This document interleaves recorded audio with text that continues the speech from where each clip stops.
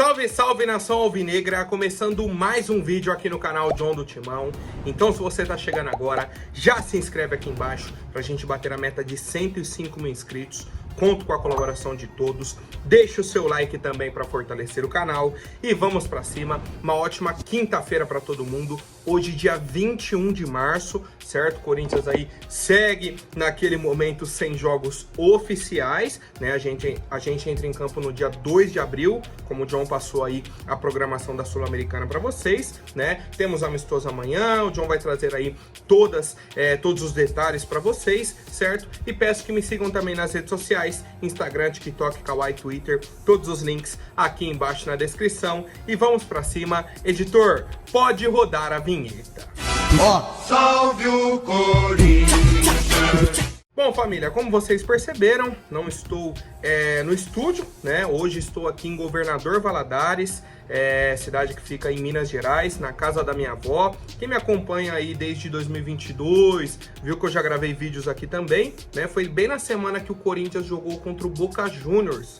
Lembra que foi aquele mata-mata na Libertadores, nas oitavas, né? Que o Corinthians eliminou o Boca nos pênaltis. O último pênalti ali do Gil, o Benedetto perdeu o pênalti com o jogo rolando, perdeu o pênalti na disputa de pênaltis também, né? E o Corinthians classificou, estava aqui em Valadares, né? Estou aqui novamente, aproveitando esse momento do Corinthians sem jogos, né? Falei, ó, vou viajar, vou aproveitar, mas a gente segue aqui com as novidades do Coringão, tá? Então, obrigado aí pela recepção da cidade e vamos pra cima, família.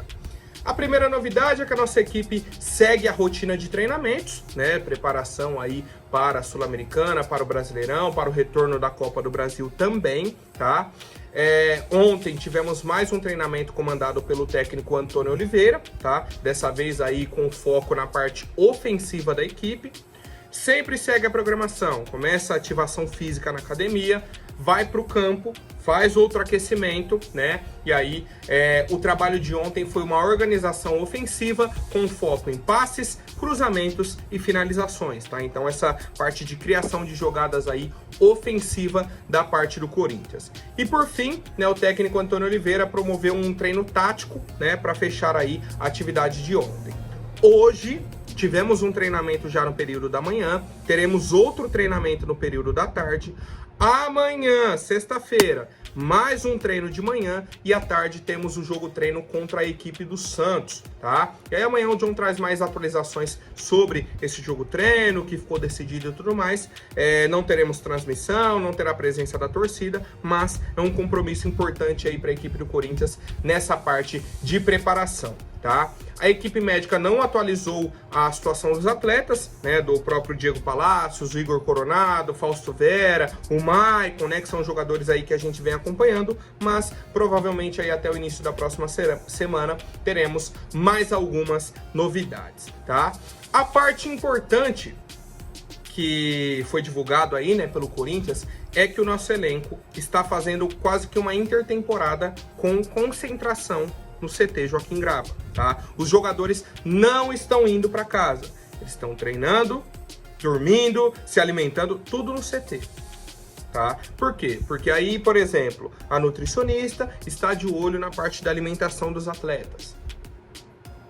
A equipe médica faz o treinamento, né, acompanha o treinamento e faz um reforço, certo? O jogador está com dor nisso, faz a parte de recuperação, faz todo o acompanhamento com os atletas, tá? Então, pelo menos nessa semana, os atletas vão ficar 100% do tempo dentro do CT Joaquim Grava, né? Até o amistoso aí contra o Santos, aí podem ter uma folga provavelmente no fim de semana, né? 1 ou 2 dias aí, e aí depois retornam para mais uma semana de treinamentos com o nosso técnico Antônio Oliveira, tá? Então, eu achei bem interessante, né? Os jogadores elogiaram muito e elogiam sempre, né, a estrutura que temos aí no CT Joaquim Grava, questão dos quartos, a própria questão aí da parte médica também, né, os equipamentos e tudo mais. Eles falaram, ó, tudo que a gente precisa tem aqui, né?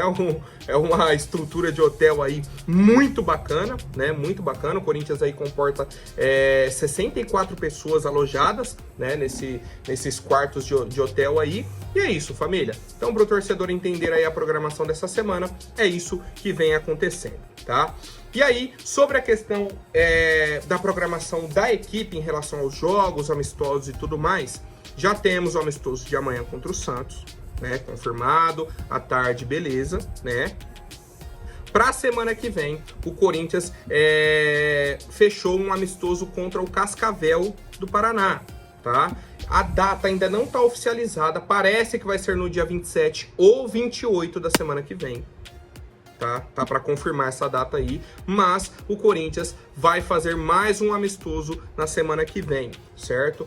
Houve um princípio de conversa, um rumor de que o Corinthians estaria negociando com o Vasco um amistoso também, né? Já que o Vasco foi eliminado aí do Campeonato Carioca, mas a diretoria do Corinthians negou essas conversas, tá? Disse que não está negociando um amistoso com o Vasco. Temos hoje o amistoso de amanhã contra o Santos e na semana que vem contra a equipe do Cascavel, né? A gente lembra aí que até na Copa do Brasil o pessoal queria mandar o jogo do Corinthians lá em Cascavel, não deu certo e aí agora eles tentam esse amistoso, né? A princípio vai acontecer, né? Tá quase tudo certo aí, falta só algumas confirmações e aí o Corinthians já teria mais um amistoso confirmado.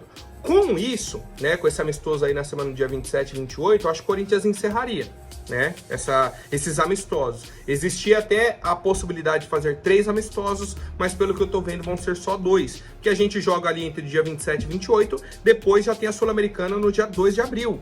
Né, a gente teria aí menos de uma semana, ainda é um jogo fora de casa, tem a questão da viagem. A viagem mais curta. Mas é uma viagem, né? Você tem que se deslocar, é outro país e tudo mais. Então o Corinthians faria esses 2 amistosos até a estreia da Sul-Americana, rapaziada. E por fim, né, dessa questão aí de jogos e tudo mais, entra a questão do Santos, né, no Paulistão, na próxima semana, semifinal, né, o jogo no dia 27 de março, quarta-feira, 8h30 da noite, Santos e Red Bull Bragantino, tá? Como eu disse aí, semifinal do Campeonato Paulista, que vai acontecer na Neoquímica Arena, estádio do Corinthians, tá? Então já foi confirmado pelo Santos, pela própria Federação Paulista, né? Eles aceitaram aí o pedido do Santos também, e o jogo vai acontecer na nossa casa.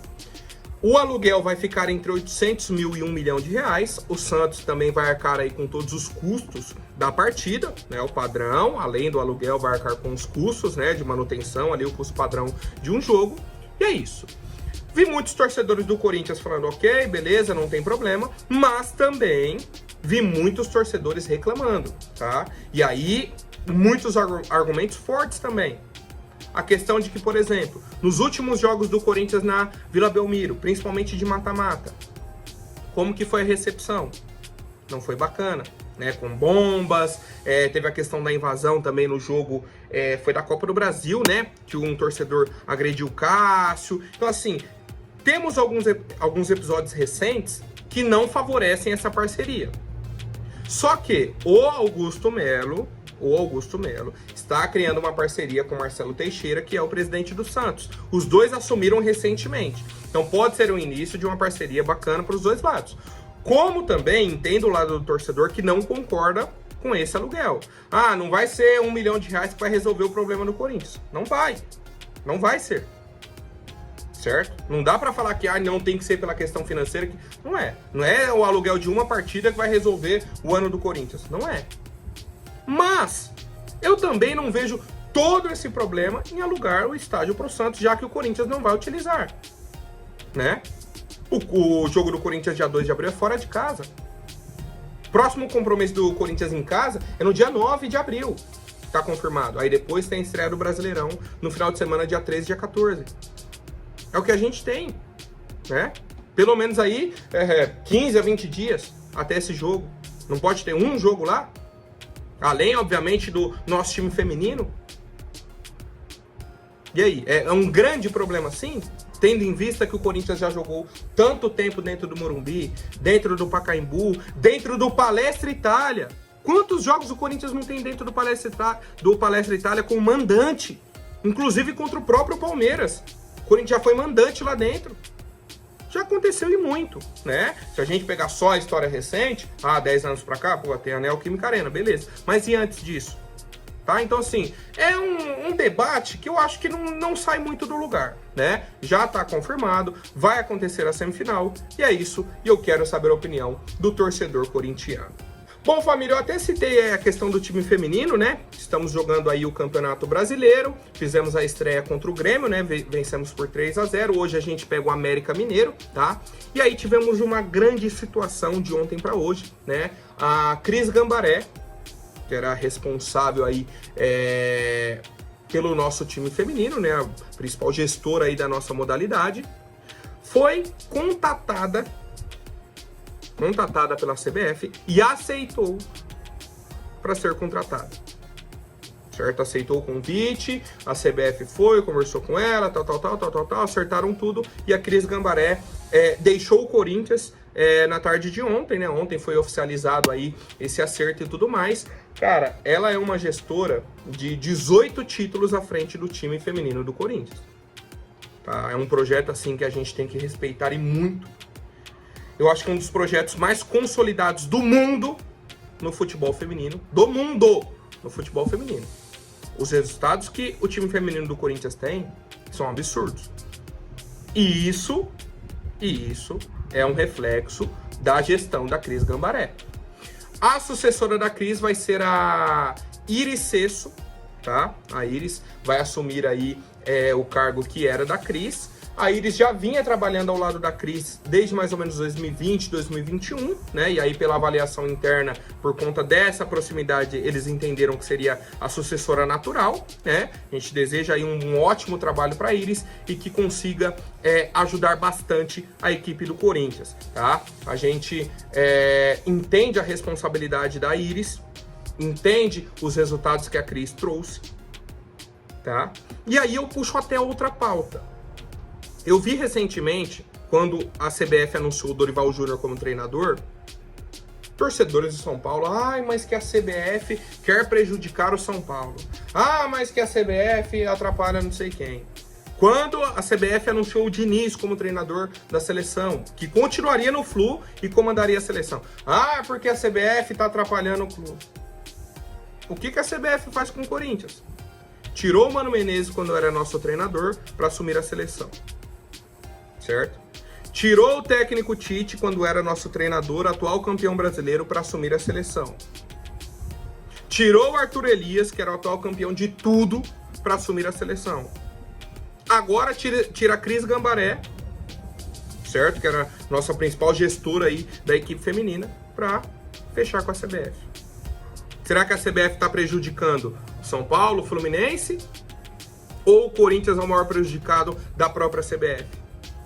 É o questionamento que eu faço para vocês e só para não passar batido, né, parabenizar aí a Cris, né, pelo ótimo trabalho que fez à frente do Corinthians, aceitou o novo desafio, que tenha sucesso também à frente da CBF, né, assim como o Arthur Elias, mas a gente segue com o Coringão, né, agora com o Lucas e também com a Iris à frente do nosso clube.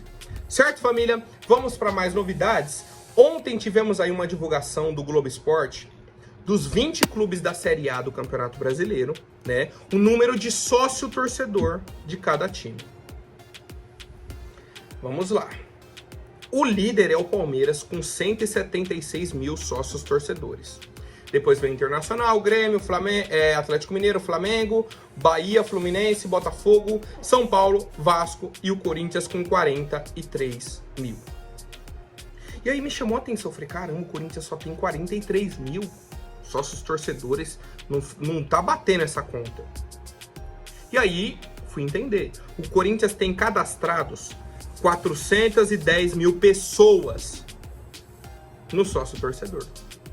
Só que quem está adimplente nesse momento são apenas 43 mil pessoas, em torno aí de 10%. É muito pouco. É muito pouco. E aí a gente pode buscar diversas justificativas. Hoje o fiel torcedor não é atrativo, o sistema é ruim, tá? O sistema de compra de ingressos é ruim, entre outros pontos. A gente vem da gestão do Duílio. O Augusto já poderia ter olhado com mais carinho para essa questão do fiel torcedor. Não faz sentido a gente ter 410 mil pessoas cadastradas e apenas 43 mil em dia, adimplentes, pagando. tá? Então a gente tem aí em torno de 360 mil pessoas que poderiam estar pagando um valor mensal que ajudaria o clube. Ou eu tô errado? Ou não faz sentido? Se o plano fosse 10 reais, você já teria 3 milhões e 600 mil reais a mais. Se o plano é 20, você dobra isso. Tem plano de 50 reais, tem plano mais caro que isso, tem plano menor, mais barato, né? Você tem algumas opções, só que isso precisa ser atrativo, você precisa trazer vantagens para o torcedor. Hoje, na minha opinião, na minha avaliação, é uma vergonha para o Corinthians ser o 11º clube do futebol brasileiro com mais sócios torcedores ativos, tá? Para mim é uma vergonha e eu quero saber a opinião de vocês. Bom, família, agora seguindo a parte financeira da nossa equipe, tá? O Corinthians estipulou aí um novo valor, tá? Para o contrato aí de patrocínio das costas do uniforme, tá? A diretoria está buscando aí um patrocinador no valor de 30 milhões de reais, tá? A princípio eu achei o valor barato, né? 30 milhões de reais no ano, eu achei um valor barato. Só que qual que é o problema? O patrocinador só vai poder ficar de maio até dezembro. Até o fim de abril, o Corinthians tem contrato com a Eze Seguros, que foi um contrato fechado pelo Duílio. Certo? Então por isso que o Corinthians colocou um valor menor por ano, né? Obviamente, se a empresa quiser renovar para 2025 para o ano todo, esse valor aumenta, tá? A meta seria 50 milhões. Mas nesse momento, o Corinthians está procurando um contrato, né? Uma empresa, algum contratante aí para pagar 30 milhões de reais, valendo aí de maio até dezembro para o espaço das costas, tá? Nesse patrocínio aí do nosso uniforme. Cara, para mim faz sentido, né? Você vai ter que diminuir o valor porque o contratante não vai utilizar ali o espaço o ano inteiro, né? Vai ser ali praticamente 7 meses, né? Seriam 6, não, dá mais, dá 8, né? Porque a gente vai tirar só os 4 meses. Conta maio, né? Eu achei que tirava mais, não. Conta maio, conta junho e aí mais 6 meses para frente. Um contrato aí de 8 meses, né? Desse patrocínio, a gente aguarda aí algum patrocinador. Certo, família? Agora, rapidinho, antes da última notícia, vou pedir para quem não for inscrito, se inscreva aí embaixo e já deixem um like para fortalecer.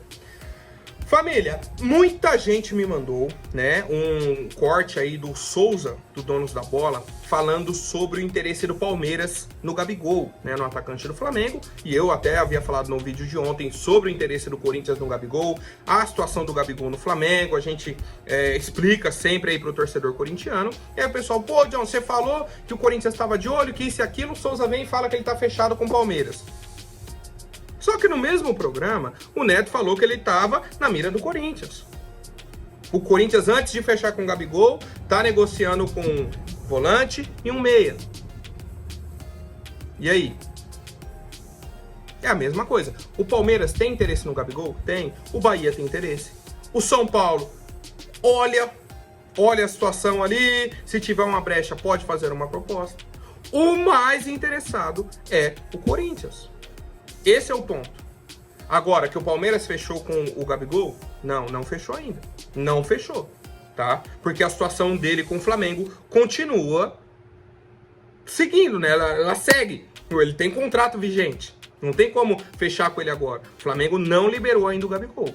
Mais uma vez vou falar, a partir do momento que o Flamengo liberar o Gabigol, o Corinthians é o primeiro a apresentar uma proposta.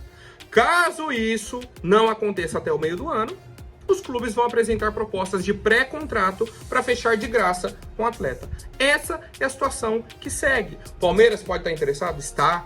O Bahia? Também.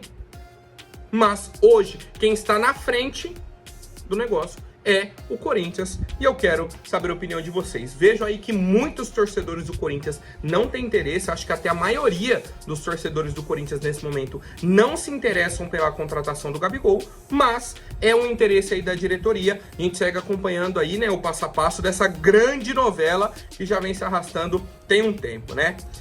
Certo, família? Por hoje é isso. Amanhã eu volto com mais novidades sobre o nosso Coringão. Agradeço a presença de todos. Um abraço do John e vai Corinthians!